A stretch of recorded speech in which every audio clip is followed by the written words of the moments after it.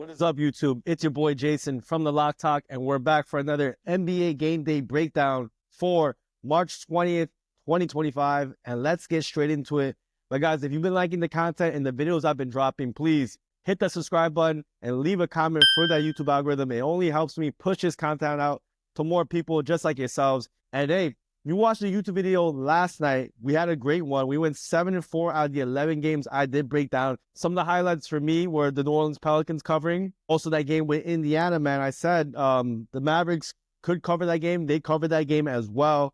And then I also talked about a few other spots off the top of my head. I can't remember. But for the most part, you guys can go back. We went 7-4. In premium, I went 2-2. I swept the props. I mean, I might start a prop parlay channel. I haven't done that yet.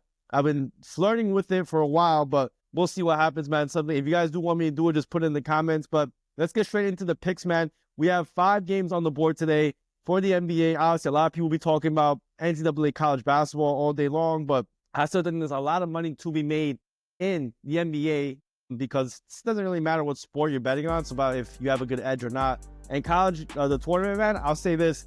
It's definitely a lot harder because the lines are sharp. There's a lot of money being bet. But, you know, NBA, there's still a lot of value to be had. Let's talk about the first game on the board. And the first game I'm going to talk about is the Brooklyn Nets against the Indiana Pacers. And hey, man, I told you guys, the Pacers, they won yesterday, but they did not cover that big spread against Dallas. They played in Indiana. They'll be on them back-to-back, so not a big travel spot at all for them. The Nets, however, they didn't play 2 days ago. They played against Boston. They were winning that game for a majority of that time, but then ended up falling back and losing. They've been on an insane covering streak, though. They are, what, 4? No, this is 5-1, their last 6 games. Pacers, they've only covered in, I believe, one of their games of their last 6. So a totally different situation for the Indiana Pacers and the Brooklyn Nets. I'll say this, man. The Pacers, they are really good at stopping the 3-ball, an area where the Nets really do a lot of their damage from or their action from. They will be missing Cam Johnson. He is not playing today. But it looks like the Indiana Pacers, they'll have Siakam, Nembhard, a few other guys playing. Halliburton is still a game time decision. He did not play yesterday, so if there was a better likelihood he would play today, it might be because maybe they sat him. They didn't think they needed him. I'm not saying that last game didn't matter to them because they do need wins, but this is definitely an East Coast game that's a little bit more important. But I mean, the Nets are not playing for a playoff spot. So to me, it's kind of even, to be perfectly honest. I think the Nets, even though the Indiana Pacers do have a good 3-point defense, they're not that strong in the mid-range. And they're another area where the Brooklyn Nets do attack. They don't attack the rim that much, and that's the only place where the Indiana Pacers try to force you to go. I mean, the Brooklyn Nets are not a team that go on the fast break like crazy. I mean, if Cam Thomas was playing, their offense changes to that type of style, but a little bit more spot-up shooters to the 3-point mid-range. And honestly, missing Cam Johnson is big, bro. I think Cam Johnson provides size, rebounding, 3-point shooting, defense as well.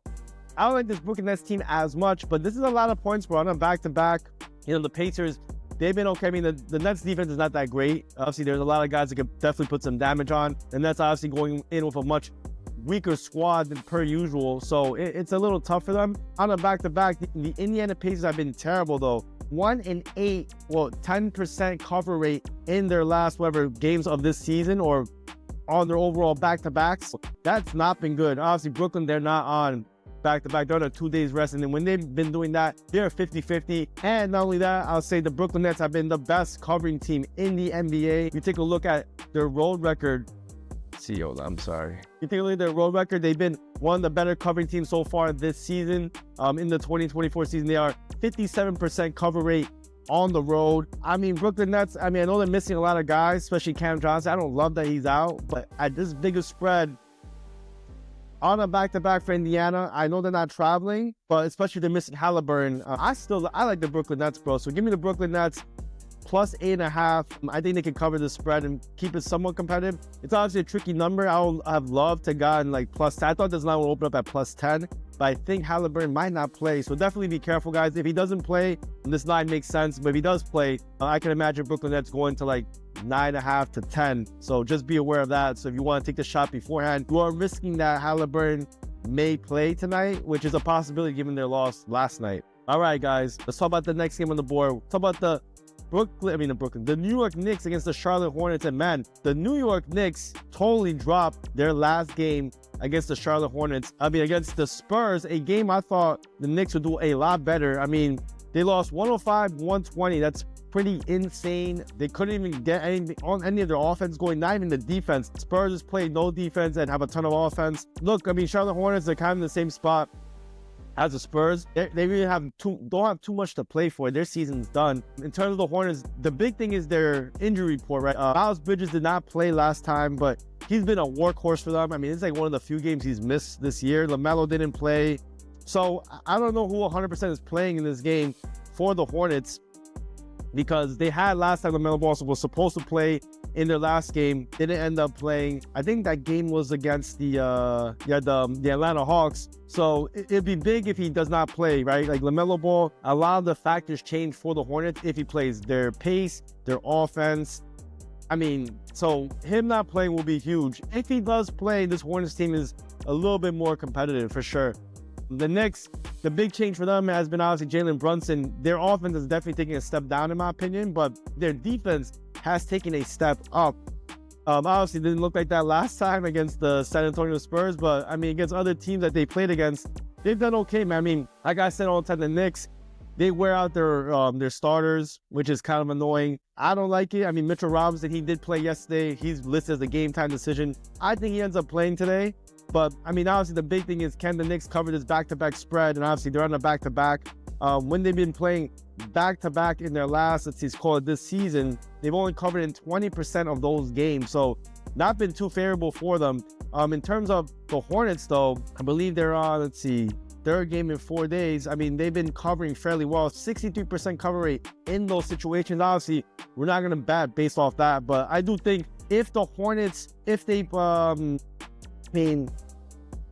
if everyone's healthy, like LaMelo, Miles Bridges, they have a shot, in my opinion, to do some damage. The problem is they don't match up well against teams that shoot a lot of threes.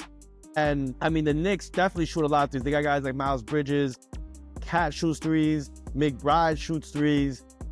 Even Anunoby will pop the three as well. So this type of matchup doesn't really favor them. I think the Knicks, honestly, even with that cover record on the road, on the back-to-back, I think they bounce back in this spot and they get a cover in this game.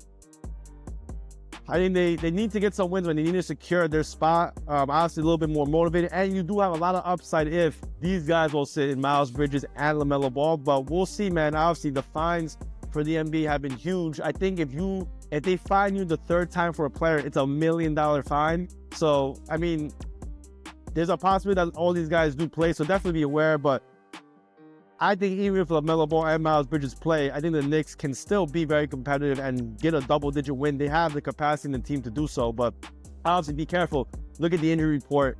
But as of right now, it's tough to 100% say who's playing or not. Oh yeah, and I forgot, we have to kind of look at the money percentages. Everyone's on the Knicks and everyone's on the Nets. Wow, that's public dog. That's crazy. All right, well, let's see. Next game, we got the Bulls against the Sacramento Kings. And hey, man, that's one of the highlights too. I said the Sacramento Kings last night, they had a big game against the Cleveland Cavaliers, and man, Cleveland, they're on a 2-game losing skid. They lost outright, but the Kings got the job done. They're playing at home on a back-to-back. Chicago's playing on a back-to-back with travel, but they've been, I believe they did not cover this game, so they were 5.5-point dogs. They lost by 6, so someone got hooked, basically. But Chicago's been playing very well. Sacramento, they've been playing okay. Levine did not play last night. We'll see if he plays today. Sabonis looks like he's going to be out for a little longer. And then on the Bulls side, Giddey did play last night. We'll see if he plays again on this back-to-back. But, obviously, the Chicago Bulls don't have... they still have something to play for. I think they have a slight chance still to get to the playoffs. Obviously, that win last night would have helped. Both teams are on back-to-backs on the season so far. Both teams have not been the best covering on back-to-back, so it looks like it's a pretty even showing from both teams. The thing about the Bulls, obviously, their defense has definitely stepped up. They both played at a decently fast pace. The Kings, again, I'll say it again, Monk and Sabonis were not playing. They were probably the best team in the NBA. So we'll see how they keep on going. Obviously, the big thing is Levine play. Maybe him not. I don't think, honestly, I like Levine's offense, but I don't think defensively he's that good. He's a little bit of a ball hog. He dribbles a little too much. I don't know, maybe him being out again could produce positive results. I like what I've been seeing from this Bulls team. I think they're getting a lot of points though. And they've been a scrappy team, but they've been able to stay in games. They've been having a strong defense, playing in transition. So I honestly think this game's a little bit closer than what the line is. I think this line could be like a 5.5 point game to 6 point game. So getting 7 points is basically almost a 3 possession game. And yeah, I don't know if the Kings are actually 3 possessions better than the Bulls. Obviously, this is some revenge for Levine and DeRozan, both former Bulls. So I don't know. I kind of like taking the points with the Bulls in this spot, but it looks like I think the public's agreeing with me. Well, actually, no, it's been pretty even. I think this game's more of a 6 point game, so I think there's some value with the Bulls. I think these guys are actually somewhat even in a lot of places, even though the Bulls are missing a lot of their guys. But I would love to see if Giddey plays, and if Levine sits out, I actually think it's better for the Kings, but we'll see. Give me the Bulls +7 in this one. And all right, guys, we're halfway there. So we have 2 more games left on the board. And before I do talk about the last game on the board, I want you guys to make sure, go to that pin comment down below. I'll put something special down there for you guys to get up to a $1,000 match with some of our partners. If you do sign up with one of our partners using our code or links, you get a free weekend premium. So double your bankroll, bro. I mean, I feel like it's the #1 way for you to take some type of advantage over the books is getting their bonuses, their promos, their free squares or discounted lines. I mean, can you absolutely max out some of these opportunities? No, but getting a few dollars here and there on these deposit discounts, deposit bonuses, free squares are huge, man. You need every edge you can get because it's hard enough just to win. So if you get some free money or free shots, definitely take it, guys. But all right, so about the next one, man, and this one's gonna be interesting, bro. So Golden State Warriors, bro, they've been on absolute fire, bro. I mean, they've been playing very well. Looks like Steph Curry will be playing in this game. And on the Raptors side, looks like RJ Barrett, he might be out. Grady Dick's still out. So we'll see who ends up playing on the Toronto side. Emmanuel Quickly and Scotty Barnes should be playing. I think Poto is also playing. So I think, obviously the Warriors can honestly pick their number in some games. I mean, they've been playing incredibly on the defensive side. Offensively, I mean, an amazing 3-point shooting team. And so far this season, man, I mean, if you take a look, the only thing I'd say is the Toronto Raptors have had a pretty good 3-point defense. I know, look, the Warriors have been one of the best 3-point shooting teams, but I mean, so far in the season, the Raptors have done okay, where you can attack the Raptors for sure. And it's really been when Poto's been out, and ever since they lost Olynyk, it's attacking them in the paint. So obviously the Warriors don't do it as much, but we'll see, man. I mean, having, I think, Kuminga back is huge. He provides a lot of athleticism, cuts the basket that they didn't have when he was out. So him being back is big, but this is a lot of points, man. I think obviously the Warriors are a much better team, but hey, look, the Toronto Raptors have also been decently covering some of these games. They obviously got their butts whooped by the Phoenix Suns, which is pretty surprising, but they were missing a few guys. Warriors, though, they did cover and beat the Milwaukee Bucks, even on the back-to-back without Steph Curry. Steph Curry will be back. I mean, this Toronto team's been pretty scrappy. I'd say always be careful in these games, man, because even though it might seem a little obvious here and there that, hey, look, this team's a much better team, they should definitely beat the brakes off the other one. In these, like, I don't want to call it, like, end-of-season type ones, like, these role players that get a chance to play, they really step up their game, man. Still, look, the Toronto Raptors are missing a few guys. It's a tough one for me, man. Warriors will have Podominski back. I think this game could play a little bit closer. I mean, the Toronto Raptors have not been the best team on the road. I mean, they've been 56% cover rate, but at home, obviously, is where they play their best ball. Warriors have been 46% cover rate at home, away 55%, but this is a big spread, bro. I don't know if I really want to lay this many points with the Warriors. I think they definitely are the much better team. And do they have the capacity to blow them out by this many points? Absolutely, man. But I honestly think that their 3-point defense, it will allow them to be competitive, bro. I mean, the last time they did play was in January. It was a much different game. I believe like RJ Barrett played in this game. It was a much different team. I don't think Quickly was playing. I think Jamal Sheed was the starter. Regardless, I do think this is too many points. I think this game is really more like a 11-point game, not 14 points. So I'm gonna go, against the grain with this one. Actually, I'm not. Toronto Raptors are getting a lot of love, man. So we'll see, man. I'm looking to side with the Toronto Raptors. I mean, I don't love siding with the public on this one, but I think it's too many points. But I think Toronto Raptors can be somewhat competitive. But we'll see, man. It's a tough one though, because there is a lot of injuries and there's a lot of points for the Warriors. All right, guys. So about the last game on the board, we have the Milwaukee Bucks against the Los Angeles Lakers. This could be a look. I mean, I don't think so, but this could be a potential playoff championship game. They both can get to the end. I'm sorry, but look, man. I mean, Milwaukee Bucks have definitely not been playing that great.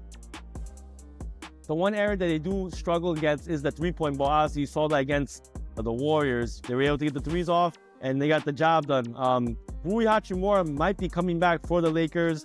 And that would be huge. He provides a lot of defense and physicality on this team. Giannis and Damian Lillard are game-time decisions, but I think they're probably going to play. They need wins, man.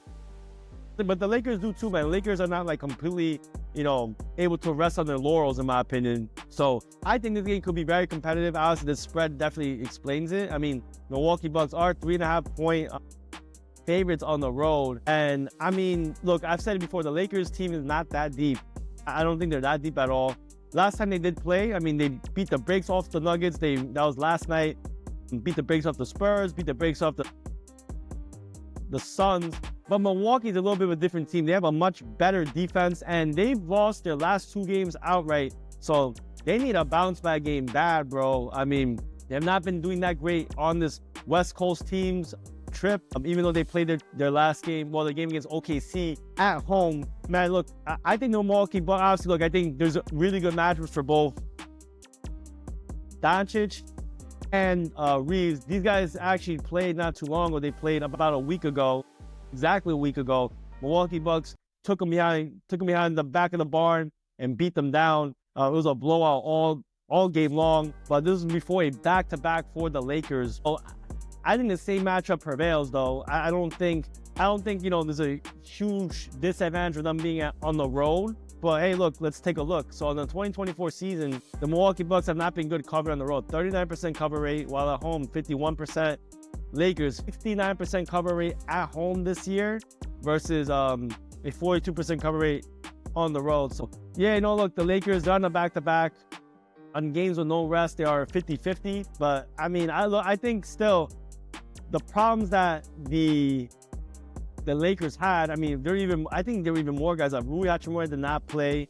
And I think, this game could play a little bit closer than it did the first time they played or last time they played last week. I don't love the back-to-back, so it makes it really tough in this game, man. I do think with all these injuries, if Rui comes back for sure, I like the spread for the Lakers. And the Lakers can bounce back and get a revenge win right here. I think there's a huge mismatch with Luka and guys like that, and they need someone like Rui to help cover guys like Giannis. So yeah, man, I mean, I don't know what's been up with the Bucks. I think the wrong team has been favored. I think this game is more of a pick'em type game in my opinion, but the line makes sense. The last time they did play was a 6-point spread in favor of the Bucks. Now they're playing in LA, but now they are 3-point favorites on the road. It makes sense. This line makes sense. They haven't changed the power rankings. But I think Rui being back would be huge. So if Rui comes back, I like this underdog spot in a game where I think the Lakers can win, man. So give me the Lakers plus 3.5. But obviously, if he doesn't play, I don't like it as much. All right, guys. But thank you so much for tapping in, man. If you have any questions, shoot me a DM, man. And let's go smoke the books, baby. I'll see ya in the next one.